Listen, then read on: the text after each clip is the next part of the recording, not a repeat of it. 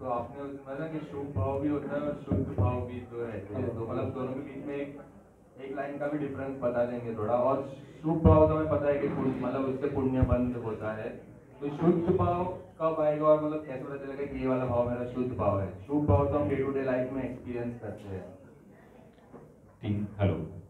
तीन प्रकार के भाव होते हैं, एक शुभ, एक अशुभ और एक शुद्ध। शुभ मतलब अच्छे काम, अशुभ मतलब बुरे परिणाम, बुरे काम। शुभ परिणाम से अच्छी गति मिलती है, अशुभ परिणाम से बुरी गति मिलती है, शुद्ध परिणाम से अगति हो जाती है, मतलब कोई संसार की गति वहां पर नहीं मिलती। शुद्ध परिणाम का तात्पर्य क्या है? ऐसा परिणाम जिसमें किसी प्रकार की कोई कषाय इन्वॉल्व ना हो। जैसे शुभ परिणाम में कषाय इन्वॉल्व है कि मुझे भगवान की पूजा करनी है, मुझे भगवान के दर्शन करने हैं, मुझे भगवान की भक्ति करनी है। अशुभ परिणाम का अर्थ है कोई चींटी थी, कोई मच्छर था और बैठे बैठे मार दिया, ये अपने अशुभ परिणाम हुए, बुरे परिणाम हुए।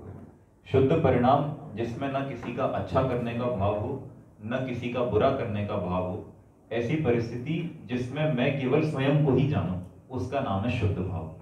हमें और आपको अभी होगा कि नहीं होगा, ये बहुत बड़ा प्रश्न है। गुण स्थान के आधार से देखा जाए तो पहले गुण स्थान वालों को शुद्ध भाव होने के कोई चांसेस नहीं है। चतुर्थ गुण स्थान में जब सम्यक दर्शन की प्राप्ति होती है, तो सम्यक दर्शन की प्राप्ति के समय पर एक समय की जो आत्मानुभूति हुई, उसको अपेक्षा से शुद्ध भाव कह दिया गया है। अपेक्षा से उसे शुद्ध भाव कह दिया गया है। जो एक्चुअल शुद्ध भाव होता है, जिसको हम आगम में मानी जैसे संज्ञा दी गई है, नाम शुद्ध भाव की संज्ञा दी गई है, वो होता है सातवें गुण स्थान में आकर के। मुनि बनने के बाद में मुनियों के दो प्रकार के उपयोग कहे गए हैं, एक शुभोपयोग और एक शुद्धोपयोग। शुभोपयोग का काल शुद्धोपयोग से 2 गुना है, शुभोपयोग का काल शुद्धोपयोग से 2 गुना है, और शुद्धोपयोग अल्प समय के लिए होता है। तो मूल रूप से जो शुद्धोपयोग होगा वो 7वें गुण स्थान में होगा।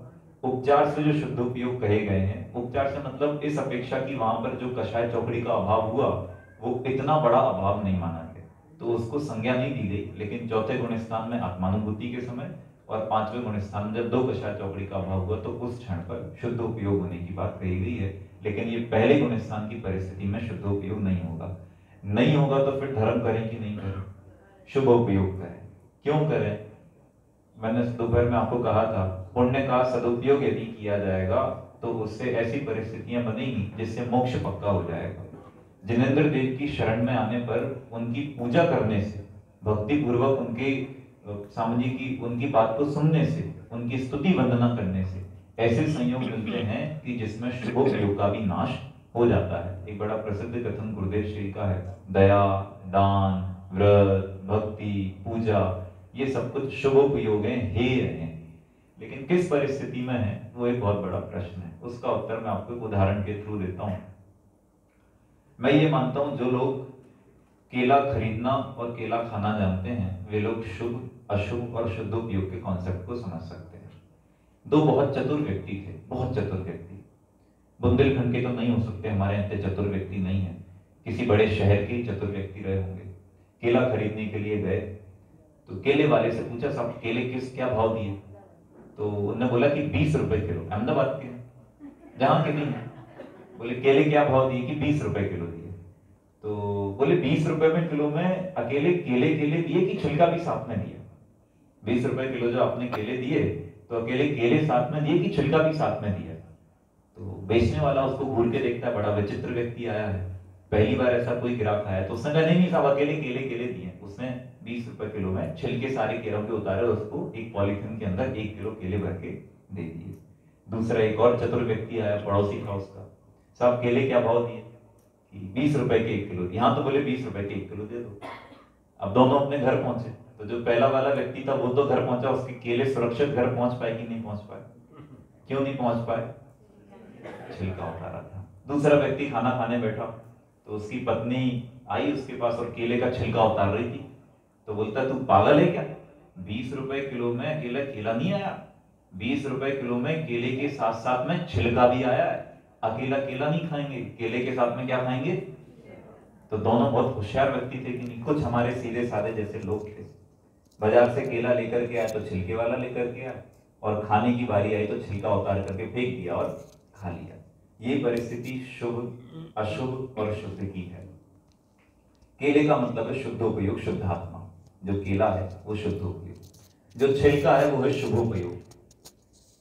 अब जब तक आप शुद्धोपयोग की परिस्थिति में नहीं है, जब तक आप केला खाने की परिस्थिति में नहीं है, तब तक छिलके का केले के ऊपर लगा रहना अनिवार्य भी है और आवश्यक भी है।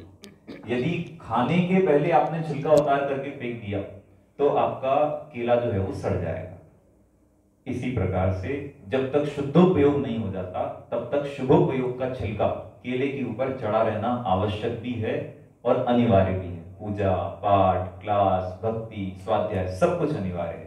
लेकिन जिस क्षण केले खाने का समय आएगा उस क्षण छिलके को उतारना ही नहीं है, उतार करके फेंक देना है। जिस क्षण शुद्धोपयोग करने का समय आएगा उस समय दया, दान, व्रत, भक्ति, पूजा, स्वाध्याय, चर्चा, इसको छोड़ना नहीं है। इसको छोड़ करके फेंक देने जैसी परिस्थिति है। तो वो परिस्थिति है कि जब वो समय आए तो ये पूजा पाठ जो है वो ये है। जब तक परिस्थिति ना आए तब तक करने योग्य है और श्रद्धांत के स्तर पर छोड़ने योग्य है। ये इसका समाधान। और कोई प्रश्न है? क्या समझ में आया? वही कि जब तक शुद्धोपयोग करने के लायक है, वहाँ वो स्टेज तक हम नहीं पहुँचते तब तक शुभोपयोग तो करते ही रहना है, उसको नहीं छोड़ना है। केवल शुद्धोपयोग नहीं कर सकते तो शुभोपयोग भी क्यों ही करें? प्रश्न क्या था? डिफरेंस क्या है दोनों के बीच में, और शुद्धोपयोग होगा तो हमें कैसे पता चलेगा? और डे टू डे लाइफ में शुभोपयोग तो हम पता चलता है कि हमने मतलब कोई मतलब शुभोपयोग तो हम डे टू डे लाइफ में एक्सपीरियंस करते रहते हैं। शुद्धोपयोग तो ऐसा कुछ एक्सपीरियंस करने मिलता नहीं है, तो कैसे पता चलेगा?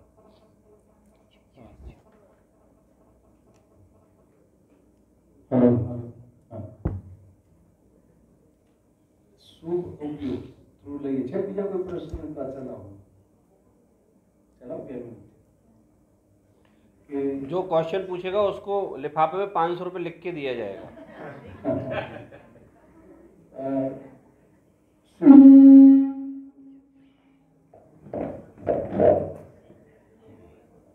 हेलो हेलो हेलो, इसको बंद कर दे। हाँ, हेलो।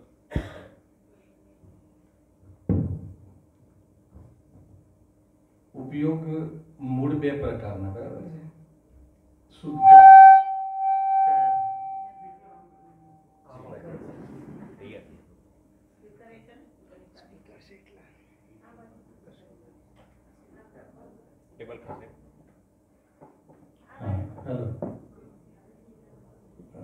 ઉપયોગ 2 પ્રકારના મુખ્ય, બરાબર?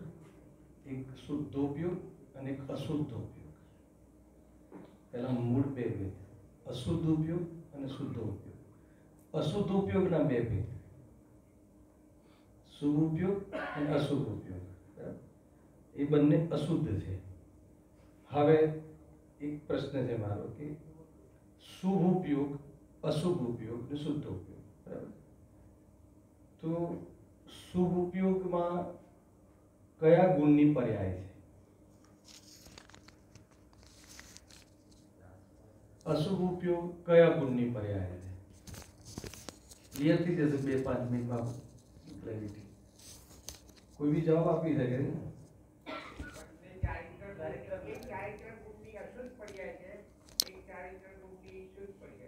नहीं। शुभोपयोग कैरेक्टर प्रश्न है। शुभोपयोग में शुभोपयोग कया गुणनी पर्याय है?